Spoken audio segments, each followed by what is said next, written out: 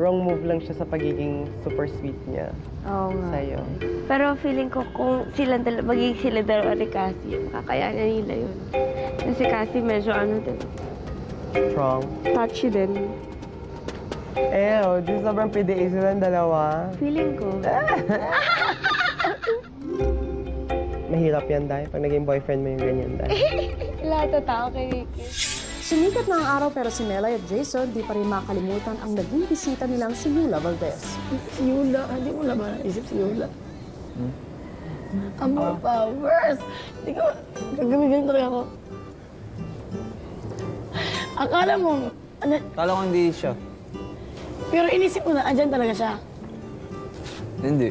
Kaya pala, nung sinilip ko si paring Rocky dito, nung lumabas, nakangisi. Oo, yun! Yun ang naik ko. Nakatawa. Ay, lagi naman nakatawa yun. Talaga ako. Gato kay Rayo ko. Ipak-ipake ba itong lalaki ito? Siya.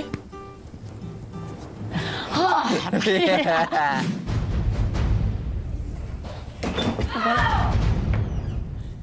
Malay. Alin. Ako nahiya ako pero alangan namang anong gawin ko. Makaisipin niya, nanidiri ako sa kanya. Maya. Kung di mo pinansin, wala yan. Artista lang yan. Siya! Sino yan? Si Rocky, gano'n. Anong ginagawa niya dito? Ako first ba yan?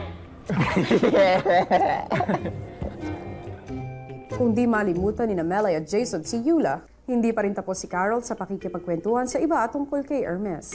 Ako pa naman, parang minsan lang ako, alam mo yun, parang hindi talaga ako matouch na tao. Kapag may nagtatouch sa akin, it means something talaga for me.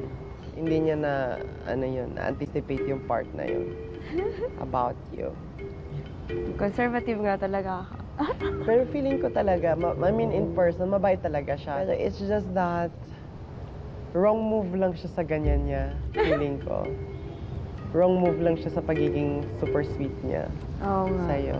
Pero feeling ko kung magiging sila dalawa ni Cassie, makakayanan nila yun. Kasi Cassie medyo din. Strong. Touchy din. Di sobrang PDA silang dalawa. Feeling ko. Mahirap yan, Day, pag naging boyfriend mo yung ganyan, Day. Lahat ng tao kay Ricky.